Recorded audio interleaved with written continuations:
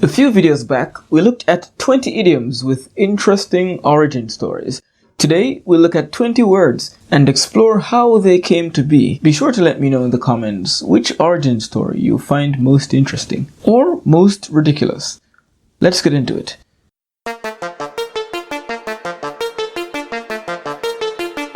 With a population of around 5,000, there lies a historic little town in southeast England by the name of Sandwich.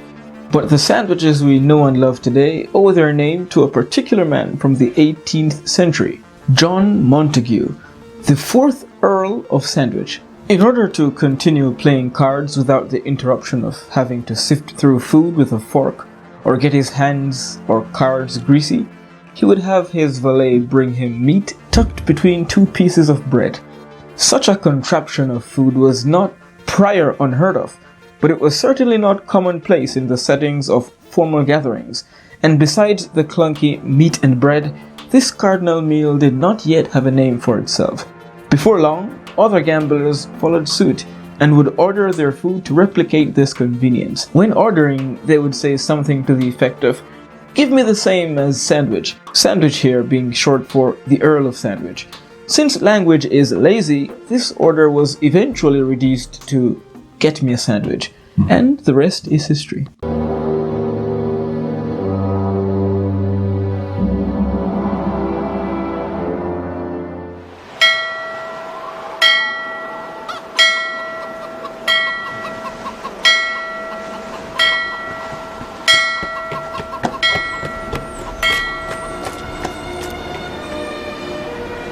Fair people of Sandwich, contrary to the laws of this land, the condemned is found guilty of treason against our Royal Navy, responsible for defeat in the colonies, and more importantly, the deaths of many brave Englishmen. But it is through your negligence and your ghastly obsession for placing bread t'other side of salted meat that they should die in vain. Such an unholy act shames us all. Beastly man! Therefore, by the powers invested in us, we sentence you, Sir John Montague, to burn at the stake with the last remaining sandwich in the land. May there never be another, and may God have mercy on your soul. Born in 1266, John Duns Scotus was a Scottish philosopher and theologian. His works on metaphysics, theology, philosophy, and linguistics were widely acclaimed. He was even awarded a papal accolade, which was a big deal. Like most great men, he attracted disciples. These disciples took on his name and called themselves Duns. But the story has a turning point. During the Renaissance, much of Duns' work came under scrutiny and was eventually discredited. Duns became a laughingstock, to the point where those who posited or defended outdated or ridiculous ideas were jokingly described as a dunce or as a dunce. While Duns' teachings are still highly regarded by the Catholic Church, his true legacy is the word dunce, which derogatively describes someone lacking in intellect. Someone who lurks in the shadows, who is mysterious and dangerous, ominous and threatening, can be said to be sinister.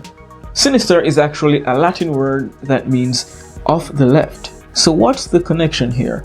Well, left-handed people were long considered to be unlucky, even evil. This goes back particularly to ancient Rome, but might have been an even more widely held belief. And so now, left or right-handed, sinister means ominous, evil, or even unlucky. In Germanic folklore, a mare is an evil female spirit that sits upon the chest of one who sleeps. She is the original sleep paralysis demon. Since one typically sleeps at night, and it is usually night that carries with it the appearance of evil spirits, it came to be that any dream about demons or spirits, or well, any terrifying dream, was called a nightmare. The backstory of mortgage can be found by simply breaking down the word into its parts. Mort, which means death, and gage, which means pledge. The contract is satisfied either when the debtor repays or dies.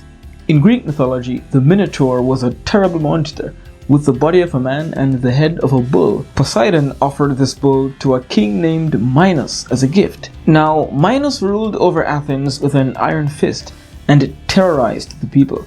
Every 9 years, he would feed 7 young men and 7 young women to the Minotaur, who lived in a labyrinth. On one occasion, a man named Theseus was one of the 7 young men to be fed to the monster. But Theseus actually killed the monster. He used a ball of thread to trace his step through the maze as he searched for the Minotaur. After defeating the monster, he could easily retrace his steps to the entrance of the maze using the same thread he had placed. This ball of yarn was called a clue, and now anything that guides one's path, or that is a hint, or that points one in the right direction is called a clue. The Persian word shamat translates to "the king is helpless," and this Persian word is also said to be the origin of the word checkmate, the declaration made when one chess player renders the opponent's king helpless, thereby winning the game. There is some debate over whether checkmate translates to "the king is helpless" or "the king is dead." As the chess traveled to Europe, the Persian shamat might have gotten mixed up with the Arabic word mata, which means dead. However, the former translation makes more sense, as in chess one does not actually kill the king, but instead puts him in a position of no escape. The game ends before the king is actually killed.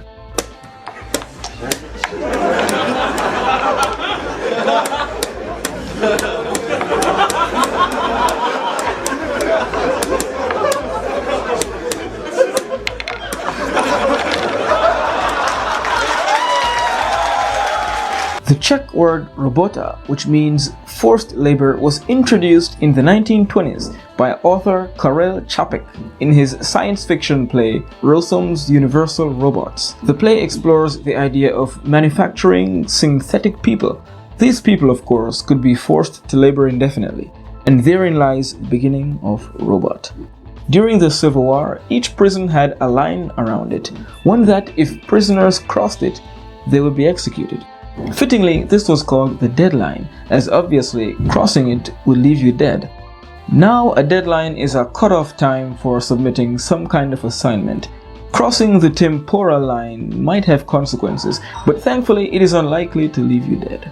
In the 1300s, archers protecting a castle needed a way to effectively fire arrows while being protected themselves, and so they created literal loopholes. These were holes in the wall through which they could shoot while being almost fully protected. Now, a loophole is an exploitation of a rule, exception, or ambiguity for one's benefit. P.T. Barnum was a circus showman in the 1880s. He traveled around with an exceptionally large elephant. It weighed in at 6.15 tons and was 10 feet tall. The name of this elephant was Jumbo. And now, Jumbo is an adjective that describes anything that is larger than average. There are these elegant white flowers that open at dawn and close at dusk. Their Old English name translates to day's eye, which reflects this pattern. Day's eye over the years became Daisy. Before the advent of typewriters, printing presses used blocks of letter-shaped metal to print letters. This process was painstaking, I imagine. The letters and symbols, all the printable characters, were stored in wooden cases. These were flat trays with many compartments to store the different characters.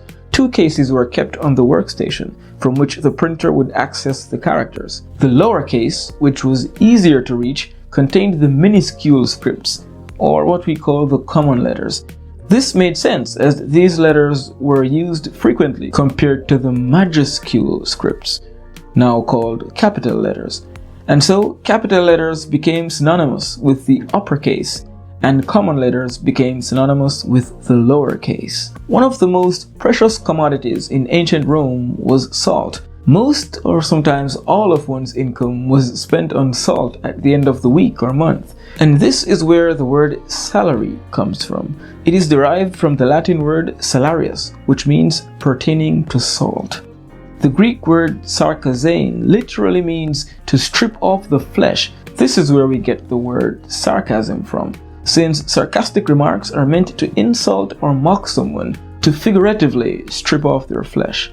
The Aztec word ahuacatl means testicle, And from this word we get a fruit that is similarly shaped, albeit a little smaller, the avocado. So linguistically speaking, the avocado is actually the testicle fruit.